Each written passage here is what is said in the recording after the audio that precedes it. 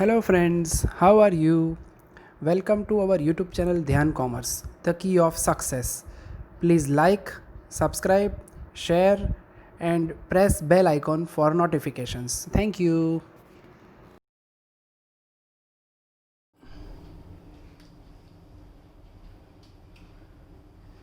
Jai Mataji all dear students, welcome to online lecture of ध्यान commerce group tuition. Last week में बच्चों cost accounting 1 subject as for BCom semester 3 के अंदर हमने start किया, जिसके अंदर हमने स्टार्ट किया था पहला टॉपिक मटेरियल अकाउंट 1, जिसके अंदर बच्चों पहले लेक्चर में आपने कॉस्ट अकाउंटिंग और मटेरियल से जुड़े डिफरेंट वर्ड्स का मीनिंग देखा था। और फिर सेकेंड लेक्चर के अंदर बच्चों आपने बिन कार्ड का मीनिंग और बिन कार्ड के 2 एग्जाम्पल देखे थे, और मेरे ख्याल से तीसरा एग्जाम्पल आप लोगों ने कर लिया होगा। अब बच्चों सफर को आगे बढ़ा रहे हैं। सफर को आगे समझने के लिए सबसे पहले बच्चों लास्ट वीक के दोनों लेक्चर्स का थोड़ा वर्क रिवाइज कर लेते हैं। लास्ट में मैंने आपको पावर पॉइंट प्रेजेंटेशन में समझाया था बच्चों, वही मीनिंग शॉर्ट में आपको जैसे क्लास में बोर्ड पे वर्क करते हैं वैसे ही समझाने जा रहा हूँ, जिससे आपका काम इजी हो जाए। Now we are taking revision of material account 1 subject costing 1। सबसे पहले बच्चों सब्जेक्ट के अंदर वर्ड आ रहा है कॉस्ट, और जब तक आपको कॉस्ट वर्ड का मीनिंग पता ना हो आपका काम आगे नहीं बढ़ेगा। तो सबसे पहले मैं समझाने जा रहा हूं meaning of cost. Total expenditure arises between production to sales of any item is known as cost. Total item of expenditure arises between production to sale, यानी कोई भी आइटम का बच्चों प्रोडक्शन स्टार्ट करो, वहां से आइटम सेल करो, इसके बीच में जो खर्चा होता है बच्चों उसे कहा जाता है टोटल कॉस्ट। सिंपल लैंग्वेज में बोलना हो तो cost of producing item is known as cost. अब सेमेस्टर 1-2 में बच्चों आप लोगों ने अकाउंट 1 और फाइनेंस अकाउंट पढ़ा था। अब आपके माइंड में क्वेश्चन ये होगा कि ये जो कॉस्ट का कैलकुलेशन है उसकी जरूरत किसको पड़ेगी? तो हर एक बिजनेस यूनिट कॉस्ट का कैलकुलेशन नहीं करता बच्चों। अब मेरी एक मॉल में शॉप्स है, मैं ब्रांडेड आइटम सेल कर रहा हूं, तो जब मेरे पास कस्टमर आएगा वो प्राइस देखूंगा और कस्टमर को सेल करूंगा, तो मुझे उसका कॉस्ट प्राइस डिसाइड करने की जरूरत नहीं है। पर बच्चों अगर मैं फिलिप्स ट्यूबलाइट है सपोज समझो मैन्युफैक्चरिंग कर रहा हूं, ट्यूबलाइट मैं खुद ही बना रहा हूं, मैं ही सेल कर रहा हूं, तो सबसे पहले ट्यूबलाइट मुझे कितने में पड़ी उसका कॉस्टिंग मुझे कैलकुलेट करना होगा, तभी मैं उसका सेलिंग प्राइस डिसाइड कर पाऊंगा। जब भी बच्चों कॉस्ट की बात आती है तो उसमें प्रोडक्शन से सेल के बीच में खर्च होते हैं, जिसे कहा जाता है एलिमेंट ऑफ कॉस्ट। मोस्टली बच्चों कॉस्ट के मेन 3 खर्च होते हैं, जो आपके 3 टॉपिक है। पहला खर्चा element of cost that is called material, जो आप टॉपिक पढ़ रहे हो। सेकंड एलिमेंट जो इसके बाद पढ़ोगे that is called labour, and third element जो लास्ट में पढ़ोगे सबसे हैवी है, उसे कहा जाता है ओवरहेड्स। अब आपके माइंड में क्वेश्चन ये होगा सर ये 3 जो खर्च है उसका मीनिंग कॉस्ट कैसे होता है, एक एग्जांपल से समझाइए। तो हम बच्चों एग्जांपल लेते हैं। सपोज मेरे पास एक 2 पेन है, आप लोग लिखते हो ऐसे प्लास्टिक के पेन का एग्जांपल लेते हैं। Suppose you are the manufacturer of गोगो पेन, आप लोगों को मार्केट में गोगो पेन रखनी है बच्चों। वो पेन के लिए मटेरियल लेबर ओवरहेड खर्च कैसे होते हैं प्रैक्टिकली एग्जांपल से समझते हैं। अब बच्चों सपोज आप गोगो पेन के मालिक हो, आप फैक्ट्री लेते हो और आप प्रोडक्शन स्टार्ट करना चाहते हो, पेन बनानी हो, तो सबसे पहले आप क्या लाओगे? जनरली बच्चों का क्लास में बच्चे आंसर देते हैं, पर यहाँ आप हो नहीं, इसलिए ऑनलाइन में मैं ही बता रहा हूँ बच्चों। पेन बनानी तो पेन किससे बनती है? तो पॉइंट से, लिखते पॉइंट से, उसके अंदर इंक यूज होती है और उससे बॉडी प्लास्टिक की होती है, नहीं कि लोखंड की। तो सबसे पहले आप मटेरियल में क्या लाओगे बच्चों? प्लास्टिक, इंक और पॉइंट। अब ये 3 आइटम में से कोई भी एक आइटम मिसिंग हो, मैं आपको प्लास्टिक ना दूं और खाली इंक और पॉइंट दूं तो पेन बनेगी नहीं, पॉइंट ना और खाली इंक और प्लास्टिक हो तो नहीं। यानी कोई भी आइटम का प्रोडक्शन करना हो बच्चों, पेन हो, टीवी हो, फ्रीज हो, ट्यूबलाइट हो या बाइक हो, मटेरियल हमेशा जरूरी है। इसीलिए आपका पहला टॉपिक कॉस्ट अकाउंट के आप पढ़ रहे हो, मटेरियल अकाउंट 1। अब बच्चों आप प्लास्टिक इंक और पॉइंट लाओगे, यू आर द ऑनर, आप खुद पेन नहीं बना पाओगे। पेन बनाने के लिए आपको मशीनरी चाहिए, कुछ वर्कर चाहिए जो पेन का शेप और डिजाइन डिसाइड करते हैं, इंजीनियर चाहिए, डिजाइनर चाहिए। जैसे पेन देखो बच्चों, बॉडी ब्लैक, यहाँ ब्लू, अंदर कुछ राइटिंग है, रेड कलर है, तो ये डिजाइन कौन डिसाइड करता होगा? तो इसके लिए बच्चों डिजाइनर और इंजीनियर रखे जाते हैं। सपोज कंपनी ने 4 डिजाइनर और इंजीनियर रखे और 15 वर्कर रखे। अब बच्चों इंजीनियर या डिजाइनर मुफ्त में काम नहीं करते, उन्हें कंपनी क्या देगी? काम के बदले सैलरी, जिसको अकाउंटेंसी की भाषा में बोला जाता है लेबर। अब बच्चों आपके पापा 1 महीने का पगार लेके आए, आप पूछो पापा को, पापा पापा पापा आप कितना लेबर लाए? तो 60 दे के पप्पा लाफा मारेंगे और गाल लाल कर देंगे। कारण लेबर वर्ड बच्चों मजदूरी किसके लिए यूज करते हैं? जो गड्ढा खोदता है, गरीब आदमी काम करता है ना, उसके लिए करते हैं। पर सही में बच्चों लेबर वर्ड कॉस्ट अकाउंट से जुड़ा हुआ, अच्छी भाषा में उसे सैलरी कहा जाता है। और मैं बताऊं बच्चों, हमारा पूछे वाले बहन है वो भी पैसे लेने आएंगे तो पूछेंगे सर मेरी सैलरी पगार आपको ने, वो ऐसा नहीं बोलेंगे मेरी मजदूरी दो। मीनिंग वही है बच्चों, काम के बदले दी गई अमाउंट, पर अच्छी भाषा में सैलरी, कॉस्ट अकाउंट की भाषा में लेबर। अब मेरे पास बच्चों 15 वर्कर है जिनको मैं पेमेंट करने वाला हूँ, मेरे पास प्लास्टिक इंक पॉइंट है। अब बच्चों नीचे मैं अपना क्लास है उसके नीचे बस स्टैंड पे 70 रुपए पे 6 में कहीं भी प्रोडक्शन शुरू कर दे चलेगा ना बच्चों, गवर्नमेंट हमें उठा ले जाएगी। कारण प्रोडक्शन करने के लिए स्पेशल जोन है। गांधीनगर में बच्चों जीआईडीसी है, जीआईडीसी में आप जगह लोगे, नया बिजनेस है, जगह रेंट पे लोगे। अगर खरीदोगे पर बच्चों गो पेन टाइम फीस हो गई और फो हो गया तो क्या होगा? इसलिए बच्चों हम नया बिजनेस है, नई पेन है, इसलिए जगह रेंट पे लेंगे। उसका फिर आएगा इलेक्ट्रिसिटी बिल। फिर बच्चों एडवर्टाइज करेंगे 21 में 22 में सब जगह कोको पेन गवर्नमेंट कॉमर्स कॉलेज में, नातिबा में, चौधरी में, समरपुर में, सब जगह पे टीचर्स को फ्री देंगे हम स्टार्टिंग में। तो उसके लिए एडवर्टाइज करनी होगी। और लास्ट में बच्चों डिलीवरी वन रखेंगे। और ये सारे खर्चे करने के बाद बच्चों पेन प्रिपेयर होगी, फिर उसका डिसाइड होगा कॉस्ट वैल्यू और फिर उसमें ऐड होगा profit, then we decide sales price. यानी कोई भी पेन का बच्चों सेलिंग प्राइस डिसाइड करना हो तो सबसे पहले cost plus profit equal to selling price, यानी कॉस्ट सबसे इंपॉर्टेंट है बच्चों। और अगर कोई भी कंपनी प्रोडक्शन करते समय कॉस्ट के 3 खर्च को कंट्रोल ना करे बच्चों तो डे बाय डे कॉस्ट बढ़ती जाएगी और एक समय ऐसा आएगा कि कंपनी मार्केट में से डाउन। इसलिए बच्चों कॉस्ट को कंट्रोल करने के लिए कॉस्ट के मेन 3 खर्च मटेरियल, लेबर, ओवरहेड्स, उसका कैलकुलेशन कैसे होता है उसका आपको ये सब्जेक्ट के अंदर स्टडी करना है। आगे जाते हैं बच्चों मीनिंग ऑफ कॉस्टिंग। सेमेस्टर 4 में जब बच्चों आप आगे जाओगे तो हर एक टॉपिक होगा उसके पीछे वर्ड लगेगा कॉस्टिंग, जैसे unit costing, job costing, batch costing, process costing. तो बच्चों कॉस्टिंग का मीनिंग समझना हो तो सिंपल लैंग्वेज में the method of presenting cost, cost को प्रेजेंट करने की मेथड को कॉस्टिंग कहा जाता है। यानी सेमेस्टर 3-4 का सिलेबस बच्चों एकदम लिंक रहा है। सेमेस्टर 3 के अंदर आपको मटेरियल, लेबर, ओवरहेड, खाली कॉस्ट सिखाया जाता है और उसको आईएनजी टिंग करना है सेमेस्टर 4 के अंदर, सेमेस्टर 5 में और 6 में कंटिन्यू। इसके बाद है बच्चों टॉपिक मेन मीनिंग। अब आपको यहाँ दिखाई दे रहा है प्लास्टिक इंक एंड पॉइंट, उसे मटेरियल कहा जाता है। और मैं आपको पूछूं मीनिंग ऑफ मटेरियल तो यहाँ कोई जवाब नहीं दे पाएगा। दिखाई सबको दे रहा है प्लास्टिक ने मटेरियल क्या है, इंक मटेरियल, पॉइंट मीनिंग बोलो तो कोई बोले सर मटेरियल એટલે मटेरियल। और बच्चों हर एक वस्तु को डेफिनेशन में कन्वर्ट करना जरूरी है। तब आपको मैं मीनिंग समझा रहा हूँ जो ऑलरेडी आपने पावर पॉइंट में फर्स्ट लेक्चर में देखा हुआ है। Basic item required for starting production is called material. ऐसी आइटम जो प्रोडक्शन स्टार्ट करने के लिए बच्चों नेसेसरी है उसे मटेरियल कहा जाता है। जैसे मेरे पास प्लास्टिक, इंक और पॉइंट है बच्चों, अगर ये 3 में से कोई भी एक बेसिक आइटम ना हो, पॉइंट ना हो, मैं बूटी पेन तो लेगा कोई नहीं लेगा, इंक ना और प्लास्टिक और पॉइंट तो लेगा कोई नहीं लेगा। इसका मीनिंग ये हुआ बच्चों basic item require for starting production it's called material. Material के बिना आपका प्रोडक्शन स्टार्ट नहीं हो सकता। इसके बाद बच्चों आगे जाते हैं meaning of direct material and indirect material. Material के बेसिक 2 प्रकार है बच्चों। मटेरियल क्या होता है वो तो आपने समझ लिया जिसके बिना प्रोडक्शन स्टार्ट ना हो, पर अब डायरेक्ट और इनडायरेक्ट का डिफरेंस समझना होगा। इसको बच्चों बहुत ही अच्छी तरह याद रखना है, कारण इसके बाद लेबर में direct labour, indirect labour, overhead में डायरेक्ट एक्सपेंस, इनडायरेक्ट। यानी मैं आपको मटेरियल के 2 वर्ड के ऊपर से बच्चों टोटल 6 मीनिंग याद रखवाऊंगा। सेम मीनिंग आएगा देखना। Meaning of direct material, the material which is directly connected with any job, process or department, it's called direct material। ऐसा मटेरियल जो कोई प्रोडक्शन, जॉब या प्रोसेस के साथ डायरेक्टली कनेक्टेड हो, जिसके बिना प्रोडक्शन स्टार्ट ही ना हो, तो that is called direct material. जैसे यहाँ पेन प्रोड्यूस करनी हो तो plastic ink and point, that is called direct material. कोई भी एक आइटम मिसिंग हो प्रोडक्शन अटक जाएगा। उसके बाद है बच्चों meaning of indirect material. Same meaning है, खाली नॉट वर्ड ऐड कर रहा हूं बच्चों, ध्यान से देखना। The material which is not directly connected with any job, process or department of production, it's called indirect material। ऐसा मटेरियल बच्चों जो कोई जॉब, प्रोसेस या डिपार्टमेंट के साथ डायरेक्टली कनेक्टेड ना हो तो उसे कहा जाता है बच्चों indirect material.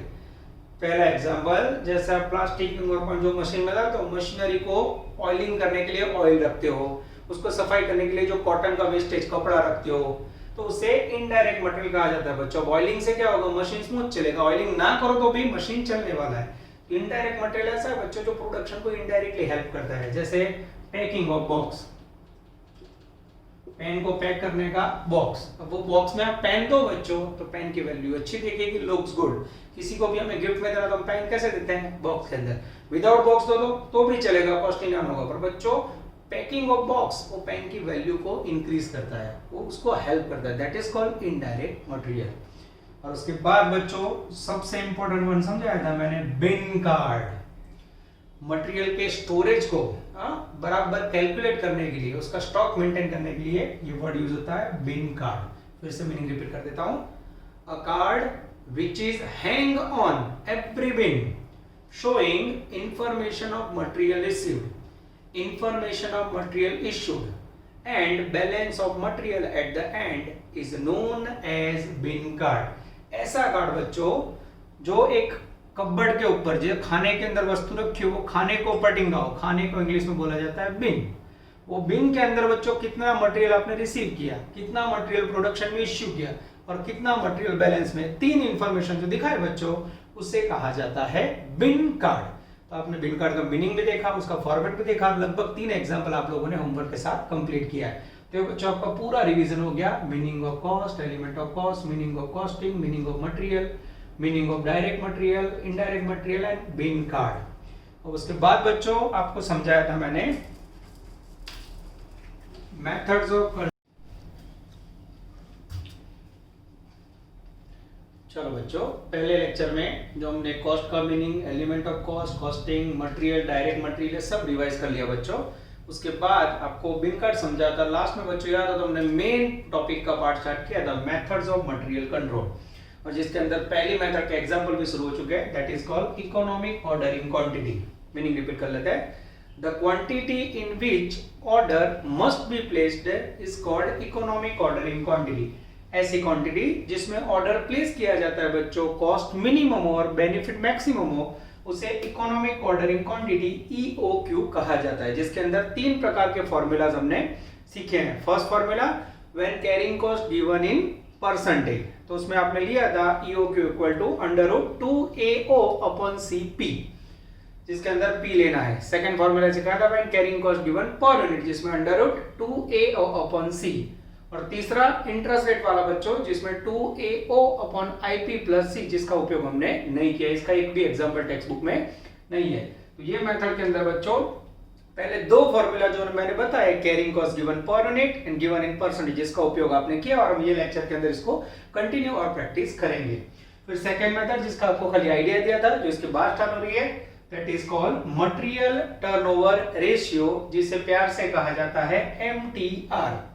Material turnover ratio ऐसी मेथड है बच्चों जिसके अंदर कितना मटेरियल हमने रिसीव किया, कितना मटेरियल प्रोडक्शन में इश्यू किया और कितना मटेरियल बैलेंस में, उसको फॉर्मूला द्वारा रेट या टर्नओवर में कन्वर्ट किया जाए तो उसे बोला जाता है MTR।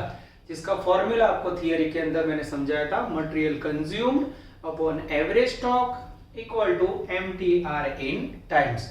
और उसके बाद बच्चों तीसरी मेथड समझाई थी ABC एनालिसिस, जिसे कहा जाता है always better control method for controlling material expenditure. ये पूरी मेथड अमेरिका की एक कार बनाने वाली कंपनी है, जनरल मोटर्स कंपनी, उसने यूज की, वो जो इंडियन कोई कंपनी ने यूज नहीं की।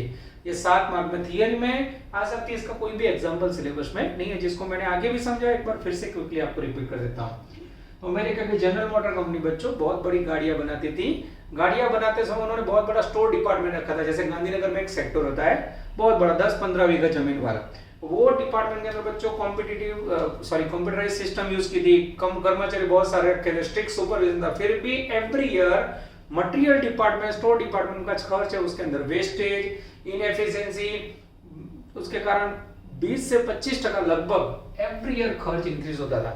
फिर बच्चों जो जनरल मोटर कंपनी ने जैसे कॉस्टिंग बढ़ा मटेरियल का, कंपनी ने नेक्स्ट ईयर कार की कार बढ़ा दी, 12 लाख वाली कार 14 लाख में, फिर 15 लाख, 16 लाख, और 3 साल के बाद फिर कंपनी का जो मैनेजमेंट उन्होंने मीटिंग बुलाई, क्योंकि एवरी ईयर मटेरियल का खर्च बढ़ता जाए, हम कार की कीमत बढ़ाए, वो पॉसिबल नहीं, कारण कस्टमर कई बार कंपटीशन का कारण और कंपनी का कार ले लेगा।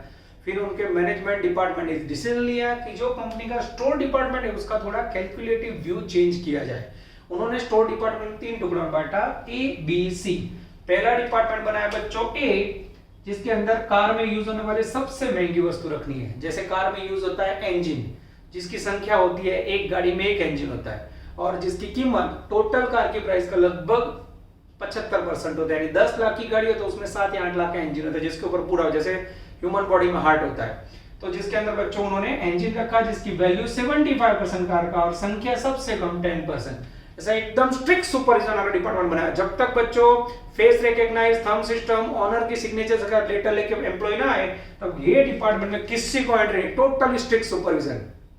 बी डिपार्टमेंट ऐसा बनाया बच्चों जिसके अंदर गाड़ी से जुड़े हुए नॉर्मल स्पॉट पर, जैसे एक गाड़ी में दरवाजे होते हैं 4, डिक्की होती है, बोनेट होता है, टायर होते हैं 4, तो इसके अंदर बच्चों उन्होंने ऐसी आइटम रखी जिसकी वैल्यू 20%, लगभग 2 लाख के आजू बाजू, 10 लाख के सामने, और संख्या थोड़ी ज्यादा यानी 8 से 10 लाख। यानी बी डिपार्टमेंट के अंदर वैल्यू 20% टोटल कार का, संख्या 25% ऐसी आइटम रखी। Medium supervision, medium controlling. A department में से कोई इंजन से जुड़ी हुई वस्तु लेके गया और परमिशन हो तो उसको आपको बॉडी स्पेयर पार्ट देने हैं। तीसरा डिपार्टमेंट बनाया बच्चों सी, जिसके अंदर सबसे कम कीमत वाली वस्तु। एक गाड़ी के अंदर बच्चों आपको बताओ कोई भी आइटम खोजना हो तो नट बोल्ट स्क्रू कितने लगते होंगे? लगभग बच्चों एनालिसिस है 1500 से 1800 नट बोल्ट स्क्रू लगते हैं या 1200 मिनिमम लगता है, जस्ट हमारा एस्टिमेशन है। और आपको पता होगा नट बोल्ट स्क्रू का तो आपके मम्मी पापा भी घर पे एक डब्बा रखते होंगे, कोई गैरेज वाले के यहाँ तो नट बोल्ट स्क्रू फ्री लगाता है, कारण उसकी कीमत बहुत कम होती है और क्वांटिटी में मिलता है। तो सी डिपार्टमेंट ऐसा बनाओ जिसकी टोटल वैल्यू बच्चों गाड़ी के 5% यानी 2000, 5000, 10000 और संख्या सबसे ज्यादा 65%। कोई सुपरविजन नहीं बच्चों। सी डिपार्टमेंट में जिसको जब आना हो, जितने नट बोल्ट स्क्रू ले जाने वो ले जाए। यानी Ford general motor company, Ford icon गाड़ी बढ़ाने कंपनी ने अपने स्टोर डिपार्टमेंट के अंदर 3 टुकड़े किए स्टोर डिपार्टमेंट के। ए टुकड़ा जिसके अंदर हैवी इंजन रखे, बी टुकड़ा जिसके अंदर बॉडी स्पेयर पार्ट, दरवाजे, टायर, और सी डिपार्टमेंट जैसे नट बोल्ट स्क्रू। इस प्रकार से 3 टुकड़ों में डिस्ट्रीब्यूशन करने के बाद नेक्स्ट ईयर अपने खर्च में बच्चों जनरल मोटर कंपनी ने 25 से 30% रिडक्शन पाया। तो प्रैक्टिकली बच्चों कंपनी ने यूज की हुई मेथड है एबीसी एनालिसिस। तुरंत एक बच्चे ने क्वेश्चन मुझे किया था क्लास में 1 साल पहले कि सर कोई इंडियन कंपनी ने ऐसा सिस्टम यूज किया है? तो पहला आंसर बच्चों, इंडिया में इतनी जगह नहीं है, लोग इलीगल जगह यूज करके स्टोर डिपार्टमेंट बनाते हैं, इतनी जगह नहीं। सेकंड, इंडियन चोर इतने होशियार है बच्चों, अगर इंडियन चोर को पता चल जाएगा इस प्रकार का स्टोर डिपार्टमेंट बनाया है तो इंडियन चोर आएंगे, थेफ्ट आएंगे और ए डिपार्टमेंट में एनजी लेके चले जाएंगे, बी और सी डिपार्टमेंट कोई आएगा नहीं। तो इस प्रकार की मेथड बच्चों मात्र समझने के लिए होती है। इसका उपयोग प्रैक्टिकली भी इंडिया में हुआ नहीं है, बाकी बहुत सारी कंट्री में हो चुका है। That is called always better control method. और उसके बाद चौथी मेथड बच्चों different types of stock levels, वो जब आएगी तब आपको समझाएंगे। इसके बाद बच्चों इकोनॉमिक ऑर्डरिंग क्वांटिटी का हमने जो पहला पढ़ा देखा तो उसमें आगे प्रैक्टिस कंटिन्यू करते हैं। चलो बच्चों, थियरी रिवाइज करने के बाद जो लास्ट लेक्चर में हमें इकोनॉमिक ऑर्डरिंग क्वांटिटी जिसके एग्जांपल प्रैक्टिस किए थे बच्चों, उसमें थोड़ा और सफर आगे बढ़ा रहे हैं। अगर टेक्स्ट बुक हुई तो आप लोग पेज नंबर 53 खोल सकते हो, 111 नंबर का पेज, जिसमें हम लोग क्वेश्चन अटेम्प्ट करने जा रहे हैं। Sum number 5 page number 111, homework में लेटेस्ट 1A पेज नंबर 127/2 पे है। और रिक्वेस्ट है बच्चों, text book, calculator, foolscap book इतना साथ में रखिए, आराम से आप लोग लेक्चर देखते देखते स्टडी कर सकते हो, ठीक है। चलो मैं रीडिंग स्टार्ट कर रहा हूं। सबसे पहले EOQ 200 यूनिट, छोटा सा बच्चों तो मैं अमाउंट लिख के समझा रहा हूं। इंफॉर्मेशन में आपको EOQ दिया हुआ है 200 unit. Second, cost of order है 100 रुपीज, ऑर्डर कॉस्ट 100 रुपीज। चलो उसके बाद annual carrying cost, carrying cost है बच्चों हमारे पास 10%। उसके बाद बच्चों प्राइस पर यूनिट है 130,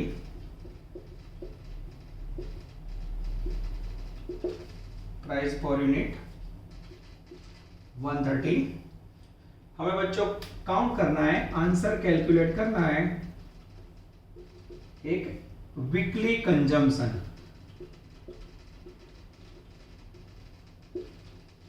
सेकंड चाहिए नंबर ऑफ ऑर्डर, ये बच्चों मोस्टली साउथ में पूछा जाता है पर आज आपको सिखा देता हूं। इतने क्वेश्चंस आपको सॉल्व करने हैं बस, ठीक है बच्चों। सबसे पहले हमें कौन सा फॉर्मूला यूज करना है इकोनॉमिक ऑर्डरिंग क्वांटिटी में वो डिसाइड करना है। तो उसके लिए इंपॉर्टेंट है कैरिंग कॉस्ट। यहाँ आप देख सकते हो जो इंफॉर्मेशन टेक्स्ट बुक में है उसमें कैरिंग कॉस्ट किस में दिया हुआ है, परसेंटेज में। तो जब बच्चों कैरिंग कॉस्ट परसेंटेज में हो तो फॉर्मूला कौन सा यूज करोगे, when carrying cost given in percentage. तो आपको फॉर्मूला याद होना चाहिए EOQ equal to 2AO upon CP। ठीक है बच्चों, अभी आप वैल्यू आपको एग्जांपल में दिया हुआ है और फिर से लिख रहे हैं। सबसे पहले EOQ, उसका आंसर दिया हुआ है 200 अंडर रूट 2 का मीनिंग 2 होता है, A का मीनिंग है एनुअल कंजम्पशन जो हमें फाइंड करना है। समझने के लिए एक लिख सकते हो। O का मीनिंग ऑर्डरिंग कॉस्ट जो ऑलरेडी दिया हुआ है 100 रुपए। फिर नीचे लेना है मुझे C का मीनिंग है carrying cost 10% into P, price per unit है मेरे पास 130।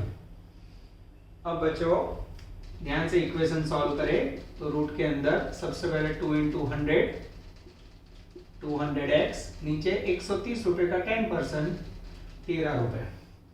अब बच्चों दोनों साइड हमें स्क्वायर करना होगा, एक तरफ रूट हो और एक तरफ ना हो तो हमें उसको कन्वर्ट करने के लिए बोथ साइड स्क्वायर करना होगा। बोथ साइड स्क्वायर, अगर 200 का स्क्वायर किया जाए बच्चों तो लगभग 40,000 आएगा इक्वल टू 200x नीचे 13। बच्चों आप 40,000 को 13 से मल्टीप्लाई करोगे और 200 से डिवाइड करोगे तो लगभग एनुअल कंजम्पशन रिसीव होगा 2600 यूनिट। अब बच्चों उन्होंने आंसर मांगा है आपके पास वीकली कंजम्पशन, तो यहाँ आप लोग लिख सकते हो answer number 1 weekly consumption equal to 2600 per annum upon total year में वीक होते हैं बच्चों 52, ये आपको पता होना चाहिए। 52 वीक से इसे डिवाइड करोगे तो लगभग आपको 50 यूनिट रिसीव हो गया। इसके बाद बच्चों सेकंड क्वेश्चन मांगा है number of order to be placed in a year. Number of order कितने होंगे, अब इसका फॉर्मूला बच्चों टेक्स्ट बुक में नहीं है तो ये अलग से यूज करना होगा, याद रखना होगा। Number of order equal to annual consumption upon EOQ। आपकी एनुअल रिक्वायरमेंट है बच्चों 2600 यूनिट और आपका इकोनॉमिक ऑर्डरिंग क्वांटिटी यानी एक बार में आप ऑर्डर रखते हो 200 यूनिट का। ये 2 जीरो गए तो अगर ध्यान से देखो बच्चों तो 2600 यूनिट के लिए आपको 200 के 13 ऑर्डर रखने होंगे। ये हो गया आपका बच्चों नंबर ऑफ ऑर्डर।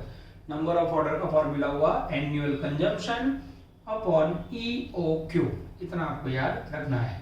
तो ये बच्चों सेम मिसिंग आइटम वाला सम हुआ, EOQ का आंसर दिया हुआ था जिसके ऊपर से आपने annual consumption, weekly consumption and number of order find किया। अब नेक्स्ट एग्जांपल आगे देखते हैं।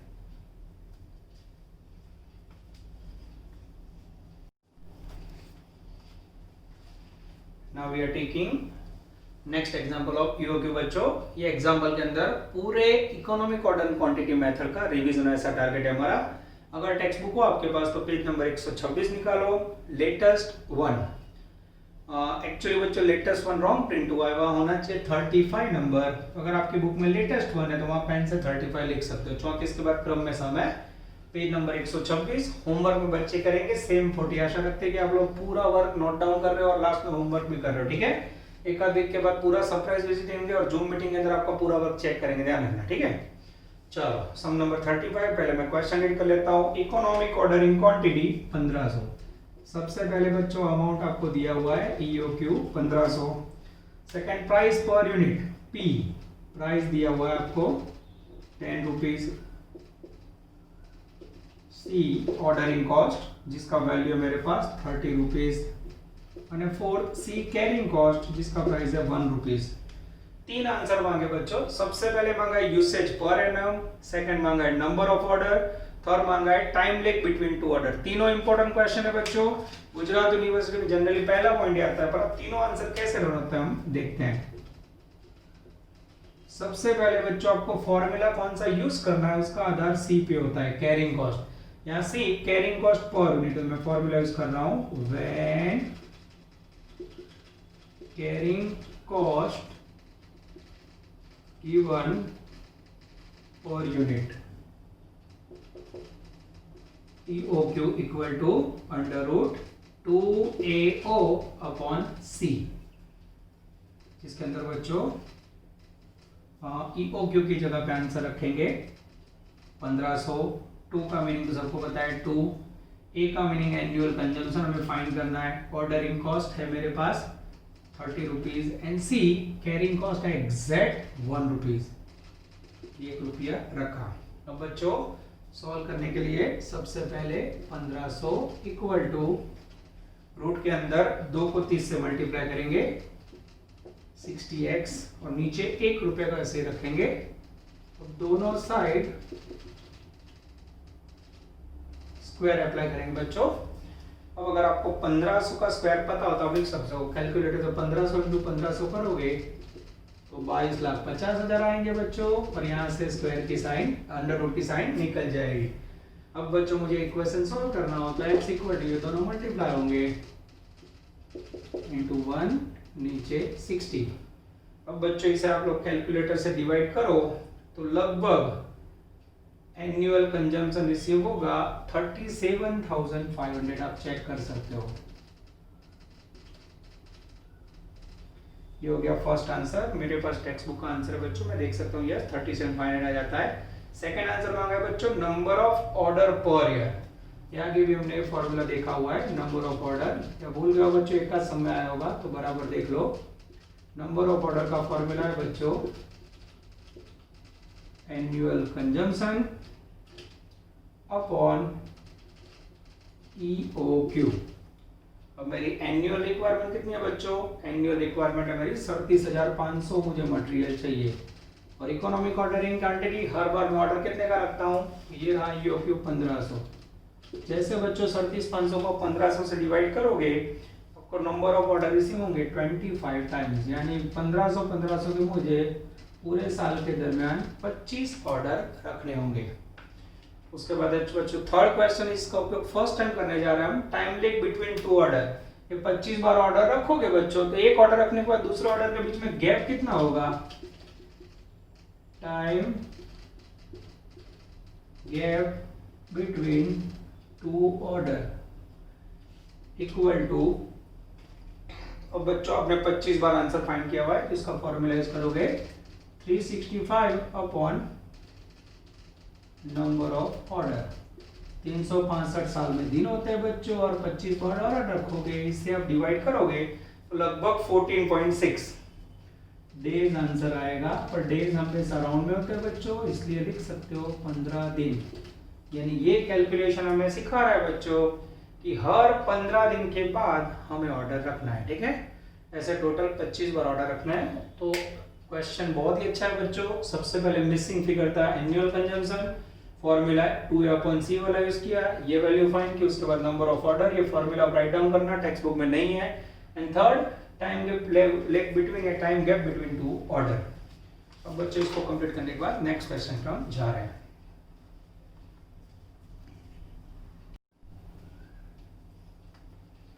Now we are taking sum number 4। लगभग बच्चों ईओक्यू के सारे सम आ चुके हैं, फिर भी एक एक्स्ट्रा ऑर्डिनरी सम है तो प्रैक्टिस के लिए हम ले लेते हैं। Number 111 about 50 items are required daily for machine, बराबर। सबसे पहले यहाँ बच्चों डेली कंजम्पशन है 50 units, okay. Second cost of order है 50,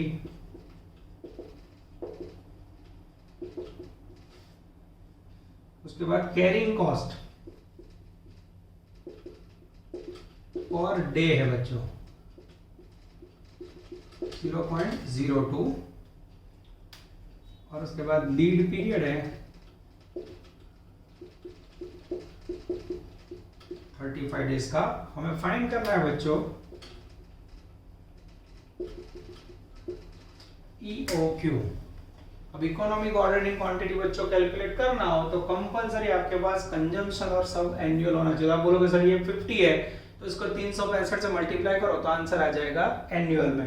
और बच्चों इसमें मैं एनुअल में कन्वर्ट कर दूं, पर ये जो कैरिंग कॉस्ट है पर डे, रेट को कैसे करोगे? रेट को कभी मल्टीप्लाई नहीं किया जाता। तो आंसर में अगर आप नोटिंग देखो बच्चों, तो नोटिंग किया हुआ है, not carrying cost per unit is given on daily basis. ये जो कैरिंग कॉस्ट है डेली बेसिस पे है, तो in this condition EOQ daily calculate करना है इंस्टेड ऑफ एनुअल। यानी ऐसे क्वेश्चन में बच्चों आपको एनुअल आंसर मिलेगा नहीं। तो ये नोट कर सकते हैं, here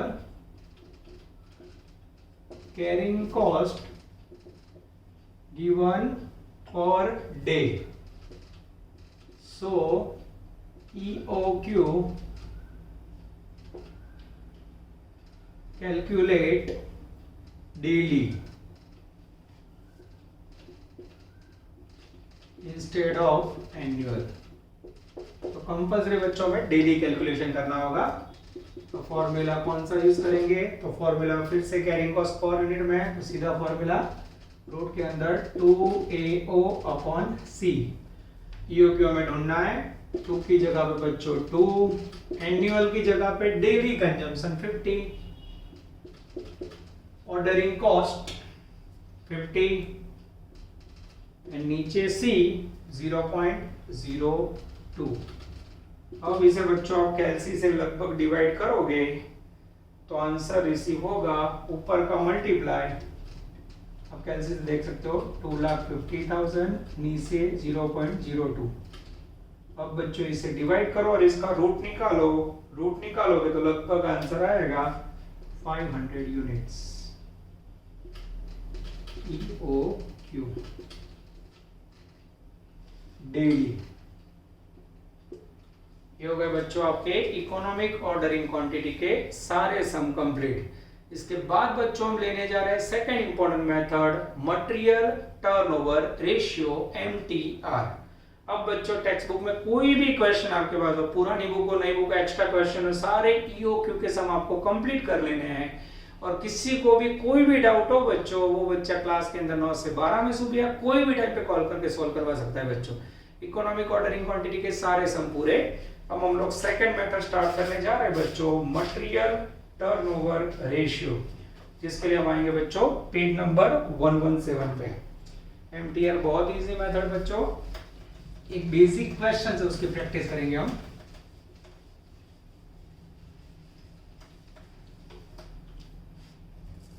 page number 117 text book का सम नंबर है बच्चों 18th B।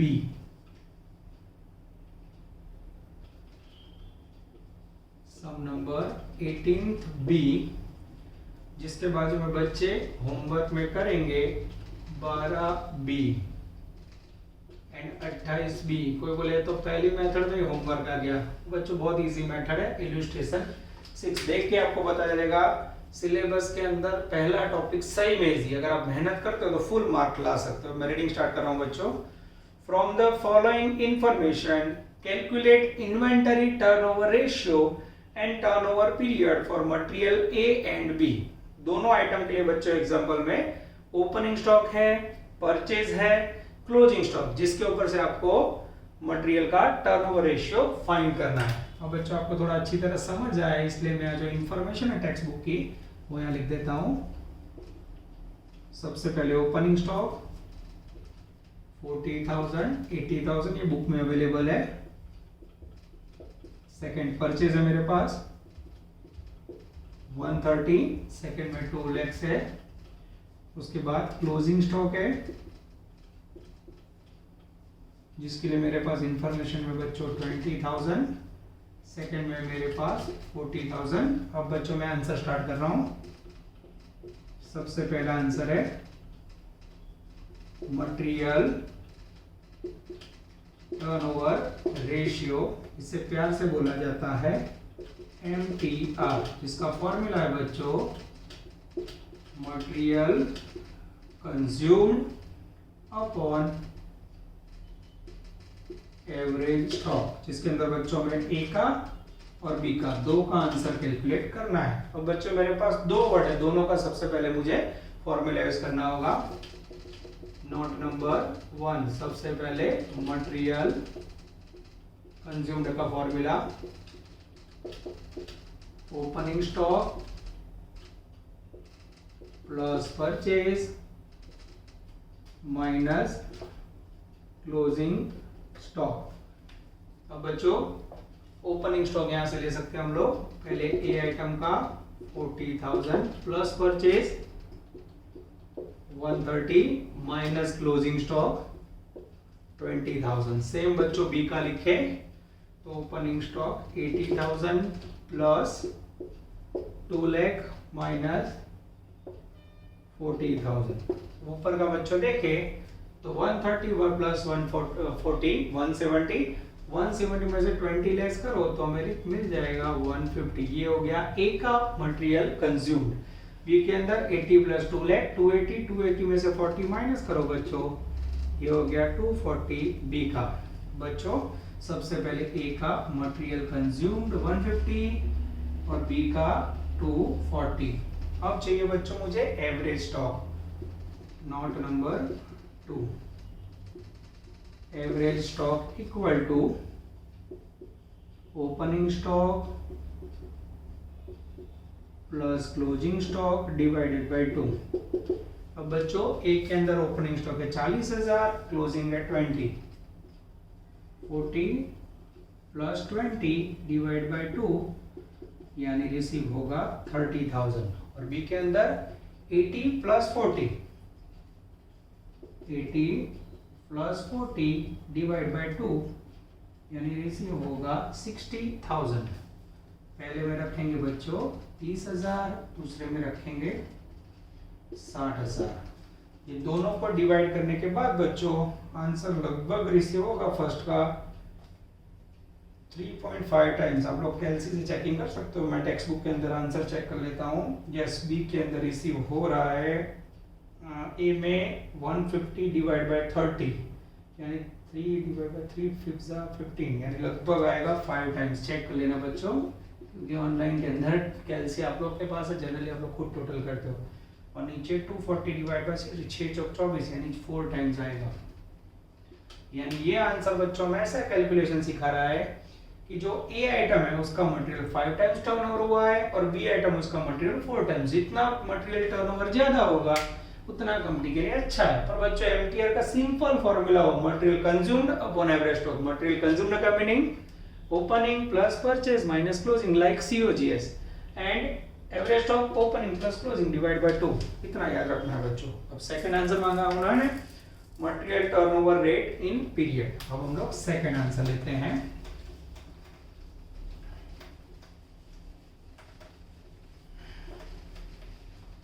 चलो सेकंड आंसर आपके सामने प्रेजेंट कर रहा हूं मैं। Second MTR in period equal to 365 upon MTR. अब जो बच्चों हमने आंसर फाइंड किया है उसको 365 से डिवाइड करना है। ए के अंदर 365 डिवाइड बाय आंसर था 5 टाइम्स। करो तो डिवाइड। जैसे बच्चों डिवाइड करोगे लगभग आंसर आएगा 73 डेज। यानी ए मटेरियल हर 73 डेज के बाद टर्नओवर होता है। बी के अंदर बच्चों 365, उसको डिवाइड करोगे आप एमटीआर लगभग 4 टाइम्स था तो आएगा answer 91 days. This is called material turnover ratio. इस प्रकार से बच्चों एग्जांपल सॉल्व करना है जिसमें कुछ मैं आंसर दिया होगा, आपको रिवर्स जाके मिसिंग फिगर फाइंड करना है। यानी दोनों मेथड बहुत इजी है। ऐसा कैसे? Please like, subscribe, share and press bell icon for notifications.